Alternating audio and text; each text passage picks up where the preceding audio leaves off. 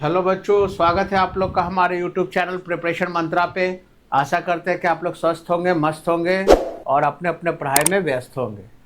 आज हम लोग केमिकल काइनेटिक्स में यानी पिछले क्लासेस में केमिकल काइनेटिक्स में जो जो फैक्टर्स रेट ऑफ रिएक्शन को प्रभावित कर रहा था उसके बारे में हम लोग पढ़े। आज हम लोग जो है वो कुछ थ्योरीज हैं जो केमिकल काइनेटिक्स से रिलेटेड है ना, कि किस तरह से केमिकल रिएक्शन होता है, क्या क्या उसके लिए ज़रूरी है।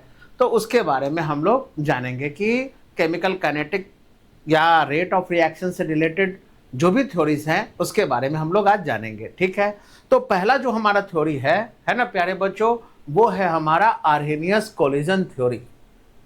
यानी किसी भी रिएक्शन का रेट जो है ना, यानी कोई भी रिएक्शन किस रेट से आगे चलेगा, स्लो रेट से होगा, फास्ट रेट से होगा, कैसे होगा, उसके रेट को घटाना बढ़ाना है, तो उसके लिए कुछ थ्योरीज जो है वो दिया गया है ना। उसके बारे में आज हम लोग चर्चा करेंगे। मेनली दो तरह का है, एक कोलिजन थ्योरी है आप लोग का, और एक बाद में हम लोग बात करेंगे ओरिएंटेशन वगैरह की। ठीक है, तो यहाँ पे जो है यानी इससे हम लोग आज थ्योरी जो है केमिकल काइनेटिक्स या रेट ऑफ रिएक्शन से रिलेटेड जो है ना, उसके बारे में पढ़ेंगे। तो पहला थ्योरी जो है प्यारे बच्चों वो है हमारा आर्हेनियस कोलिजन थ्योरी।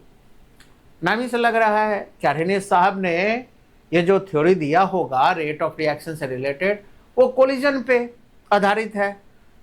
यानी यहाँ पे इस थ्योरी में कहा गया कि एक्चुअली कोई भी रिएक्शन कैसे होता है। इन्होंने कहा कि कोई भी रिएक्शन होने के लिए रिएक्टेंट को आपस में टकराना होगा। यानी जब तक रिएक्टेंट मॉलिक्यूल्स के बीच में कोलिजन नहीं होगा, जब तक रिएक्टेंट मॉलिक्यूल्स जो है आपस में टकराएंगे नहीं, तब तक आप लोग का केमिकल रिएक्शन आगे की तरफ प्रोसीड करेगा नहीं, यानी प्रोडक्ट का फॉर्मेशन नहीं होगा।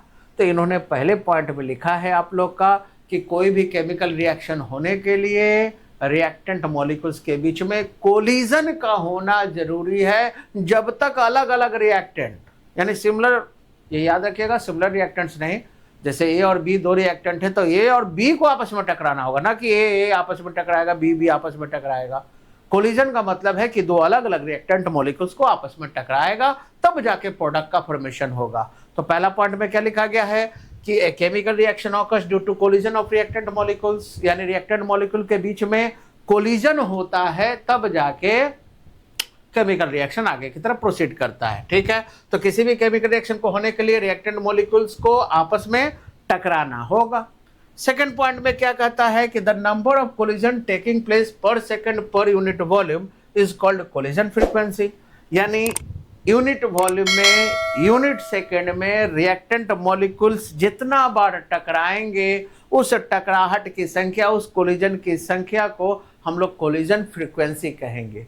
यानी किसी भी यूनिट वॉल्यूम में रिएक्टेंट मॉलिक्यूल्स रखा हुआ है और उस यूनिट वॉल्यूम में जो भी रिएक्टेंट मॉलिक्यूल्स है वो एक सेकंड में जितना बार टकराएंगे उसको हम लोग कहेंगे क्या, कोलिजन फ्रीक्वेंसी। इसका मतलब ये क्लियर है कि कोलिजन फ्रीक्वेंसी ज़्यादा है, इसका मतलब है कि रिएक्टेंट मॉलिक्यूल्स आपस में ज़्यादा टकरा रहे हैं, और जितना ज़्यादा आपस में टकराएंगे प्रोडक्ट बनने का चांसेस ज़्यादा होगा, प्रोडक्ट बनने का चांसेस ज़्यादा होगा तो रेट ऑफ रिएक्शन भी ज़्यादा होगा। तो आप लोग समझ चुके होंगे। तो पहला पॉइंट समझ चुके कि कोई भी केमिकल रिएक्शन कब होगा, जब रिएक्टेंट मॉलिक्यूल्स आपस में टकराएंगे। दूसरे पॉइंट में क्या कहा गया कि जो भी रिएक्टेंट मॉलिक्यूल्स यानी यूनिट वॉल्यूम में जो भी रिएक्टेंट मॉलिक्यूल्स है वो एक सेकंड में जितना बार टकराएंगे, है ना, उसकी संख्या को कोलिजन फ्रीक्वेंसी कहेंगे, जिसको जेड से रिप्रेजेंट करेंगे। ठीक है, थर्ड पॉइंट में क्या लिखा गया है कि greater the concentration of reacting species greater will be the number of collision per unit time. जाहिर सी बात है कि एक छोटे से एरिया में अगर रिएक्टेंट मॉलिक्यूल की संख्या अगर ज़्यादा है तो ज़्यादा रिएक्टेंट मॉलिक्यूल की संख्या है तो उनके बीच में कोलिजन ज़्यादा होगा। जैसे आप लोग देखते होंगे कि अगर मान लो कि कोई छोटे से जगह पे बहुत ज़्यादा भीड़ भाड़ हो जाए, गैदरिंग हो जाए, तो जाहिर बात है लोग आपस में ज़्यादा टकराते हैं। और अगर बड़े एरिया में अगर मान लो कि रिएक्टेंट मॉलिक्यूल को छोड़ दिया जाए तो उसके बीच में नंबर ऑफ भीड़ भाड़ कम होगा तो कोलिजन कम होगा। तो फर्स्ट सेकंड थर्ड पॉइंट समझ गए। पहले पॉइंट में क्या कहा गया कि रिएक्शन ऐसे नहीं होता, रिएक्शन होने के लिए रिएक्टेंट मॉलिक्यूल को आपस में टकराना जरूरी है, और यूनिट वॉल्यूम में यूनिट सेकेंड में जितने रिएक्टेंट मॉलिक्यूल्स आपस में टकराएंगे उसको कोलिजन फ्रीक्वेंसी कहेंगे।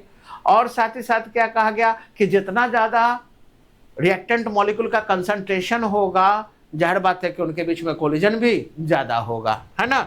यानी greater the concentration of reacting species greater will be the number of collision per unit time. ठीक है। फोर्थ पॉइंट में सबसे इंपॉर्टेंट बात कहा गया कि आप ऐसा मत समझ लीजिएगा कि हर एक कोलिजन से प्रोडक्ट का फॉर्मेशन होगा ही। ये तो पता है कि प्रोडक्ट कैसे बनेगा, प्रोडक्ट तभी बनेगा जब रिएक्टेंट मॉलिक्यूल्स आपस में टकराएंगे।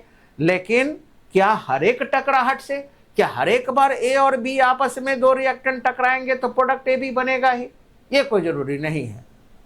ये इसलिए जरूरी नहीं है क्योंकि नंबर ऑफ कोलिजन के अलावा जो आप लोग का प्रोडक्ट का फॉर्मेशन है वो इस बात पे भी डिपेंड करेगा कि वो जो टकराहट हो रहा है, वो जो कोलिजन हो रहा है रिएक्टेंट मॉलिक्यूल के बीच में, उन रिएक्टेंट मॉलिक्यूल के पास क्या वो एनर्जी है जिस एनर्जी को वो लेके आए हैं प्रोडक्ट के फॉर्मेशन के लिए। तो याद रखिएगा कि हर एक कोलिजन से या प्रत्येक कोलिजन से प्रोडक्ट का फॉर्मेशन नहीं होता। प्रोडक्ट का फॉर्मेशन तभी होगा जब कोलिजन इफेक्टिव होगा, और कोलिजन इफेक्टिव होने के लिए रिएक्टेंट मॉलिक्यूल्स को दो तरह के बाधा को पार करना पड़ेगा। एक को कहते हैं एनर्जी बैरियर और एक को कहते हैं स्टेबिलिटी या ओरिएंटेशन बैरियर। तो अभी तक आप लोग क्या समझे? आप लोग समझे कि आर्हेनियस साहब ने अपने कोलिजन थ्योरी में क्या कहा गया है कि केमिकल रिएक्शंस होने के लिए रिएक्टेंट मॉलिक्यूल को आपस में टकराना होगा। यूनिट वॉल्यूम में, यूनिट टाइम में रिएक्टेंट मॉलिक्यूल जितना बार टकराएंगे उसकी संख्या को कोलिजन फ्रीक्वेंसी कहेंगे। जितना ज्यादा कंसंट्रेशन होगा रिएक्टेंट मॉलिक्यूल का उतना ही ज्यादा नंबर ऑफ कोलिजन होगा, उतना ही ज्यादा रेट ऑफ रिएक्शन होगा। लेकिन यह भी बात ध्यान में रखना है कि हर एक और प्रत्येक कोलिजन से प्रोडक्ट का फॉर्मेशन नहीं होगा। प्रोडक्ट का फॉर्मेशन तभी होगा जब कोलिजन इफेक्टिव होगा, और कोलिजन इफेक्टिव होने के लिए रिएक्टेंट मॉलिक्यूल्स को दो तरह के बाधा को पार करना पड़ेगा। एक बाधा को कहते हैं एनर्जी बाधा और एक को कहते हैं ओरिएंटेशन बाधा। यानी पहले तो आप में वो एनर्जी होना चाहिए जिसको लेकर आप आए हैं प्रोडक्ट फॉर्मेशन के लिए। जैसे होता है ना, हम लोग कोई जाते हैं, कोई डिज्नीलैंड मेला लगा हुआ रहता है तो वहाँ पे पहले तो आपको एंट्री फी देना होता है। 20 रुपया 25 रुपया का टिकट कटा के आपको मेले के अंदर जाएंगे तो वो एंट्री फी हुआ। तो कम से कम एंट्री फी तो होना चाहिए ताकि आप मेले के अंदर जाएं। और फिर मेले के अंदर जाते हैं तो अलग अलग झूले का अलग अलग रेट होता है, तो उसके लिए फिर अलग से आपको पे कीजिएगा, तब जाके आप झूला झूल के बाहर निकलिएगा। नहीं तो पता चलेगा अगर एंट्री फी भी नहीं है तो आप तो क्या कीजिएगा, आप तो बाहर ही सेल्फी लेकर चले आइएगा डिज्नीलैंड के बाहर के हम तो अंदर गए ही नहीं। समझ में आ रही है बात? तो कहने का मेरा मतलब है कि यहाँ पे कहा गया कि हर एक और प्रत्येक, ठीक है कोलिजन से प्रोडक्ट बनता है, लेकिन हर एक और प्रत्येक कोलिजन से प्रोडक्ट का फॉर्मेशन नहीं होता। प्रोडक्ट का फॉर्मेशन तभी होगा जब कोलिजन इफेक्टिव होगा। ठीक है। और इफेक्टिव कोलिजन होने के लिए रिएक्टेंट मॉलिक्यूल को दो तरह का बाधा, पहले तो पैसा निकालो, एनर्जी है कि नहीं, है ना, ट्रांजिशन स्टेट तक तू जा पाएगा कि नहीं जा पाएगा, है ना। यानी आप लोग को इनिशियल अमाउंट ऑफ एनर्जी चाहिए, यानी एनर्जी बैरियर को पास करना होगा। और अगर पास कर गए, प्रोडक्ट बन गया, तो फिर ये भी देखना है कि ये बनने वाला प्रोडक्ट स्टेबल है कि अनस्टेबल। मतलब पूछा जाएगा कि कैसा महसूस कर रहे हैं आप रिएक्टेंट से प्रोडक्ट बनने के लिए। अगर आप अच्छा महसूस नहीं कर रहे हैं यानी प्रोडक्ट अनस्टेबल है, वो फिर से रिएक्टेंट बना देगा बैकवर्ड डायरेक्शन में शिफ्ट होके। और अगर बनने वाला प्रोडक्ट स्टेबल है, कहेगा कि बहुत अच्छा महसूस कर रहे हैं प्रोडक्ट बनने के बाद। तो इसका मतलब कि आपका बनने वाला प्रोडक्ट स्टेबल है और रिएक्शन जो है वो कंप्लीट हुआ। इसका मतलब क्या हुआ? इसका मतलब है कि एनर्जी बैरियर के साथ साथ आपको ओरिएंटेशन बैरियर को भी क्रॉस करना होगा और तब जाके आप लोग का प्रोडक्ट का फॉर्मेशन होगा। तो प्यारे बच्चों समझ गए ये 4 पॉइंट। आगे हम लोग देख लेते हैं। अगला पॉइंट में ये भी कहा गया है कि रेट ऑफ रिएक्शन जो है वो टेम्परेचर पे, ये तो पहले पढ़ लिए थे फैक्टर में कि रेट ऑफ रिएक्शन टेम्परेचर का डायरेक्टली प्रोपोर्शनल होगा। टेम्परेचर बढ़ेगा तो रेट ऑफ रिएक्शन बढ़ेगा, है ना। और 6 पॉइंट में हम लोग वही बात किए थे कि इफेक्टिव कोलिजन होने के लिए रिएक्टेंट मॉलिक्यूल को दो तरह का बाधा पार करना होगा। एक को कहते हैं एनर्जी बैरियर और एक को कहते हैं ओरिएंटेशन बैरियर।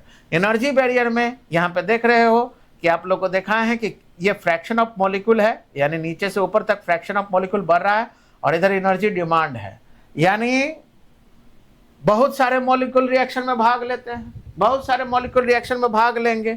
लेकिन सिर्फ वही मॉलिक्यूल जो है प्रोडक्ट बनाएगा जो यहां तक पहुंच पाएगा, इस एनर्जी को अचीव कर पाएगा। यही एनर्जी बैरियर है। जो जो इस एनर्जी को अचीव कर पाया है ना, वो रिएक्टेंट प्रोडक्ट फॉर्मेशन करेगा। और जो इसके पहले यानी इस एनर्जी डिमांड को फुलफिल नहीं कर पाया, इस इतना ही एनर्जी है, इतना ही एनर्जी है, इतना ही एनर्जी है, कम एनर्जी है, वो प्रोडक्ट का फॉर्मेशन नहीं कर पाएगा। तो इसका मतलब है कि समझो कि दौर लग रहा है दरोगा का, है ना, दरोगा का दौर हो रहा है कि कौन दौर पास करेगा। यहाँ बाधा है, तो दौड़ते दौड़ते जो इस बाधा को पार किया वही दरोगा बनेगा, उसके पहले वाला तो बनेगा नहीं।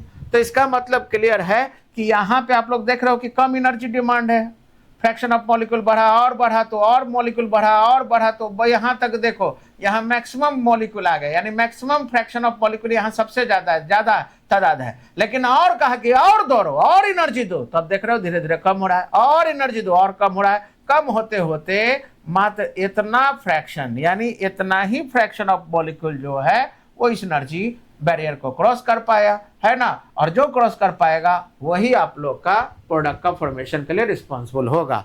और इस एनर्जी को जो मिनिमम अमाउंट ऑफ एनर्जी चाहिए, है ना, एनर्जी बैरियर को क्रॉस करने के लिए, इसको कौन सा एनर्जी कहते हैं प्यारे बच्चों? Threshold energy.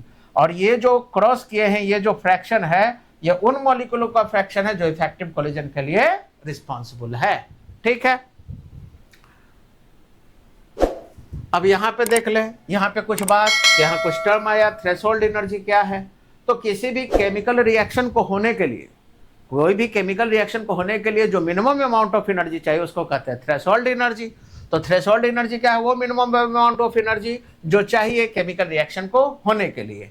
और एक्टिवेशन एनर्जी क्या है? वो मिनिमम अमाउंट ऑफ एनर्जी जो चाहिए किसी भी मॉलिक्यूल को केमिकल रिएक्शन में पार्टिसिपेट करने के लिए। दोनों का मतलब समझ गए होंगे।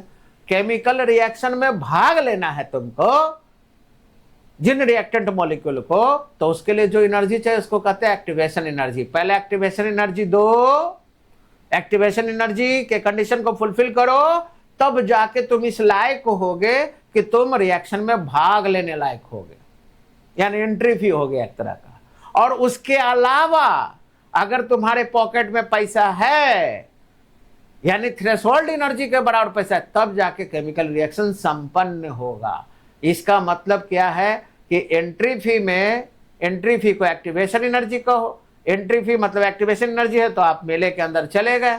और उसके अलावा अगर पैसा होगा तभी ना झूला झूल के आइएगा, यानी तभी ना आप लोग मेला कंप्लीट करके आइएगा। तो इसका मतलब है कि केमिकल रिएक्शन में भाग लेने के लिए जो एनर्जी चाहिए उसको एक्टिवेशन एनर्जी कहेंगे, और केमिकल रिएक्शन को कंप्लीट करने के लिए जो एनर्जी चाहिए उसको कहते हैं थ्रेशोल्ड एनर्जी। ठीक है, कैसे निकालेंगे हम लोग एक्टिवेशन एनर्जी? तो जाहिर बात है थ्रेशोल्ड एनर्जी में से एवरेज काइनेटिक एनर्जी को घटा लेंगे, माइनस कर लेंगे, तो वो एक्टिवेशन एनर्जी होगा। And what is threshold energy?